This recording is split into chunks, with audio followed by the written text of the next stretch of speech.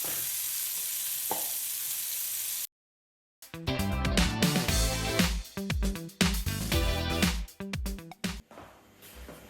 สดีค่ะ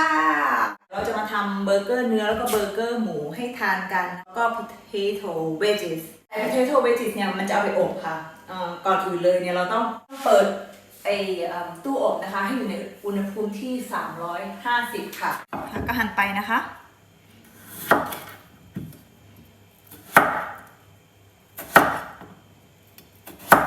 ให้มันเข้ากันนะคะไม่งั้นมันจะสุกไม่เท่ากันเพราะเราจะเอาไปอบอีกทีนึงหกเลยนี่ก็ได้เยอะพอสมควรค่ะเดี๋ยวทีนี้เครื่องปรุงมันจะมีอะไรบ้างเดี๋ยวมาดูกันค่ะก็น้ำมันมะกอก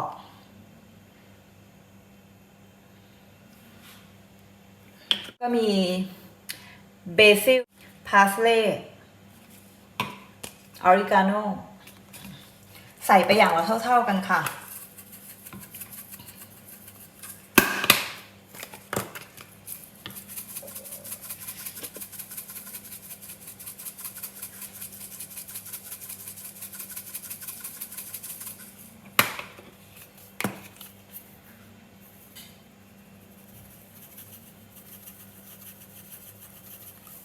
เกลือค่ะ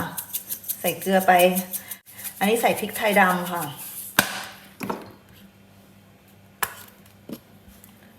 กระเทียมผง garlic powder พาปริก้า powder ให้ได้สีนิดนึงค่ะก็ใช้มือคนเลยนะคะ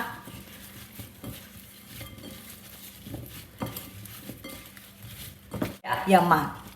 แต่ให้แบบคลุกๆไปอย่างเงี้ยค่ะแล้วก็มาใส่นี้ใส่เรียงๆตั้งๆไว้ค่ะมันจะได้สุกทั่วถึงมันจะได้สุกทั้งข้างข้างซ้ายข้างขวา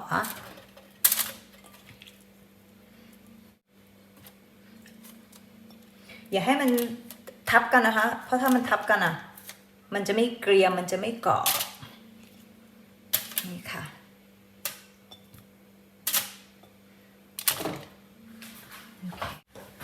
เห็นไหมคะเครื่องปรุงมันติดสวยมากเลยค่ะติดสวยมาก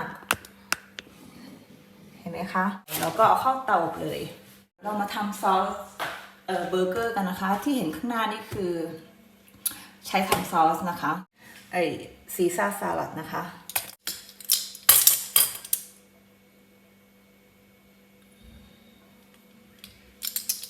จะใส่ไปอย่างละ2 ช้อนดีกว่า2 ช้อนโต๊ะมัสตาร์ด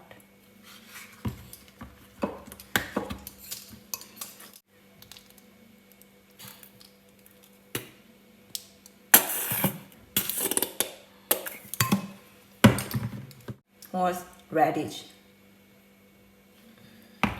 ก็ถ้าที่เมืองไทยไม่มีก็ใช้เมยองเนสก็ได้ค่ะมันก็จะมีกลิ่นของ radish อยู่นะคะซื้อมาแล้วก็เพิ่งลองวันนี้แต่ก็ลองแล้วมันก็โอเคเนี่ยค่ะแล้วนี่เลยศรีราชาจะใส่อันนี้สัก4 ช้อน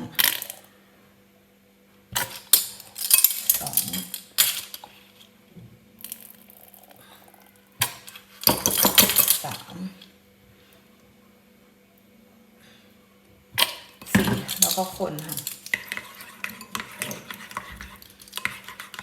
ใส่เกลือ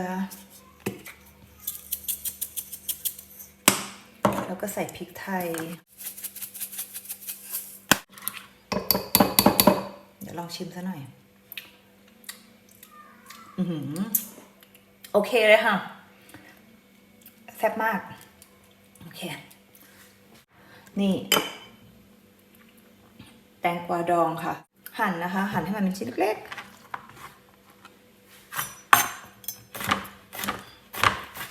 ระวังมือด้วยนะคะ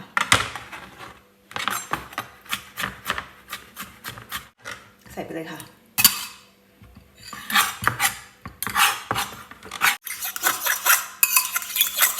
เสร็จแล้วเราก็ไปทำเบอร์เกอร์เอาไอ้เจ้าเนี่ยนะคะเอาเจ้าซอสเนี่ยที่เราเพิ่งทำเนี่ยเอาไปแช่ไว้ในตู้เย็นเราก็จะมาเตรียมหอมใหญ่กันค่ะอันนี้มันจะหัวประมาณขนาดนี้ก็จะใช้ทั้งหัวเลยแล้วกันเพราะว่าจะทำเบอร์เกอร์2 อันนะคะโอเคค่ะนี่หั่นอย่างนี้เลยนะคะนี่เป็นไงล่ะดูก็รู้ว่าทำอาหารเป็นแต่จะอร่อยไม่อร่อยเนี่ยไม่รู้นะคะจริงๆอาจจะต้องใส่เนยนะคะแต่ลืมซื้อเนยมาอีกแล้วใส่หอมไปเลยค่ะไม่ต้องให้ไฟแรงมากเดี๋ยวหอมเราอ่ะมันจะขมนะแล้วมันก็จะทำให้เบอร์เกอร์เราขมนี่ก็เปิด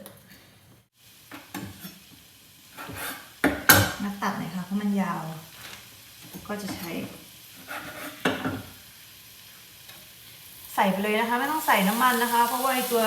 เบคอนเนี้ยมันมีมันอยู่แล้วเดี๋ยวมันก็ออกมาใส่ไปอย่างนี้เลยค่ะเดี๋ยวมันก็หดไฟปานกลางนะคะเดี๋ยวมันจะไหม้ก่อนค่ะ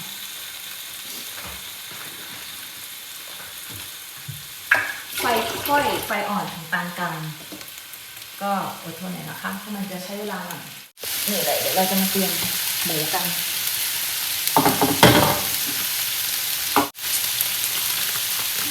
กินคนเดียวก็จะใส่แค่นิดเดียวก็พอค่ะ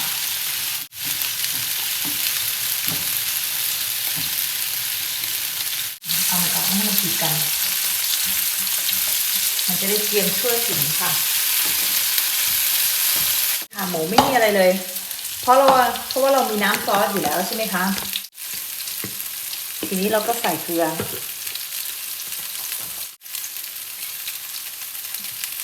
แล้วก็ปั้นไม่ต้องให้มันไม่ต้องไอ้นี่มากให้มันหลวมๆเนี้ยให้มันพอมีช่องทอดเดี๋ยวมันก็จะไอไขมันมันก็จะได้ออกมาอะไรเงี้ยค่ะเนี่ยทำอย่างเงี้ยค่ะก็คนหน่อยนะคะพอแล้วค่ะปิดกระทะ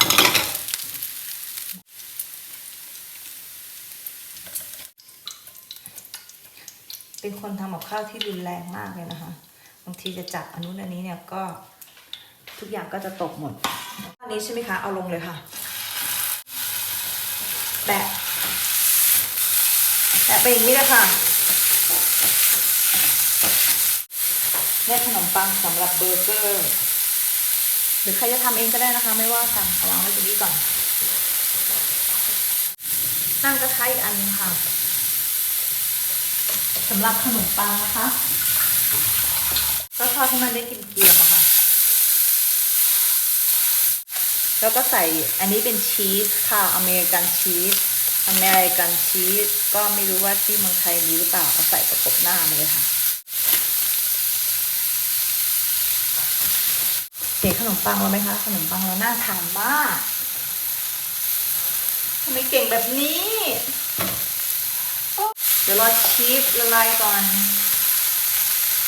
ดีไหมคะน่ากินมากมาค่ะเรามาจัดจานกันอันนี้ซอสของเรานะคะ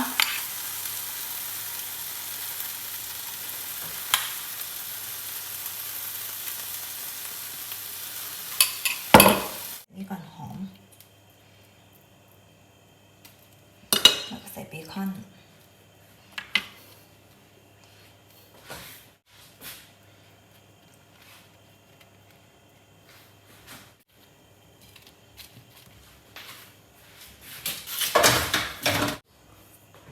น่ากินที่สุดเสร็จแล้วค่ะเบอร์เกอร์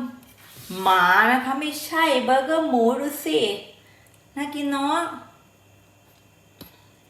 เดี๋ยวเรามาลองกินโอ้ยร้อน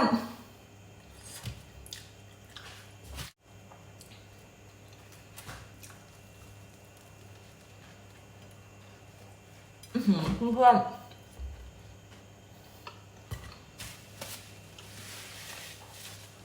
ถ้าสามีไม่รักเนี่ยก็ไม่รู้จะว่าไงแล้วคะอร่อยมากมันเลยนี่ค่ะอร่อยค่ะหมูสุกพอดี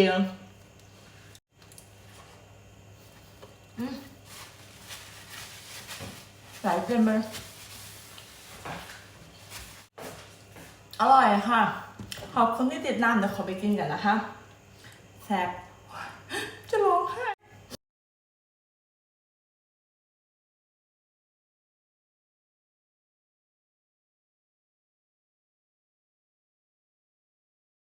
อันนี้เราจะทำ2 แผ่นนะคะหมูขนาดเนื้อขนาดนี้ไม่ใส่อะไรมากค่ะใส่แค่เกลือโอเคตั้งกระทะ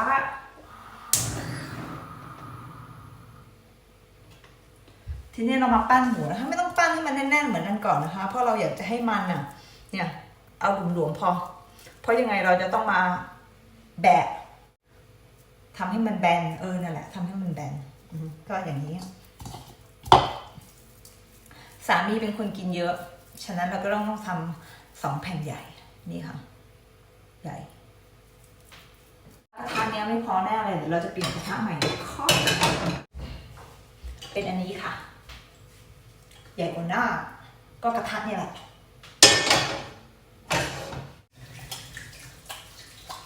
เดี๋ยวล้างมือก่อนนะคะไม่ใช่ล้างมือก่อนคืออะไรเนี่ยเดี๋ยวใส่น้ำมันสเปรย์ก่อน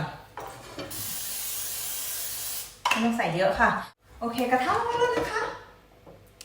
ใส่เนื้อไปเลย1 อัน2 อัน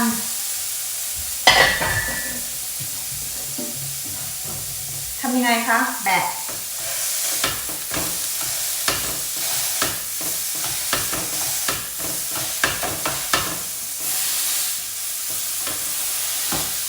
มันไม่จำเป็นที่จะต้องเป็นเบอร์เกอร์กลมๆเพราะว่า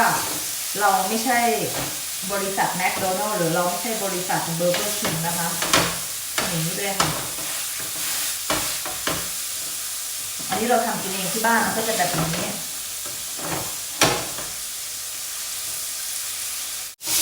ลองสับดูแต่มันยังไม่ได้ที่นะคะต้องลองให้มันแบบเกรียมๆไปเลยโอเคได้แล้ว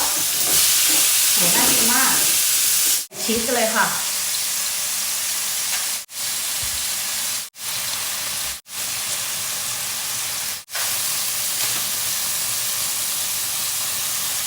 โอเคตอนนี้เสร็จแล้วนะคะใส่ซอสค่ะ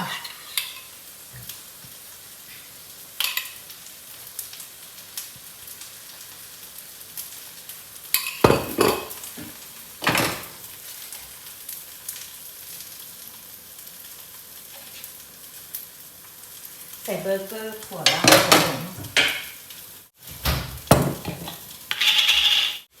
ใส่แตงกวาดองค่ะเพิ่มไปอีกเพราะนางชอบแตงกวาดองใส่สัก4-5 อันนะ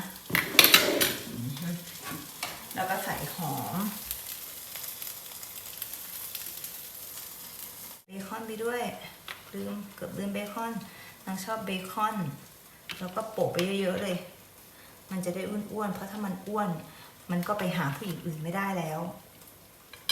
ล้อเล่นค่ะนี่ไอ้ potato wedges ที่เราทำมานะคะโอ้โหกำลังแบบแซ่บเลยค่ะนี่เสร็จแล้วค่ะเบอร์เกอร์แล้วก็ potato wedges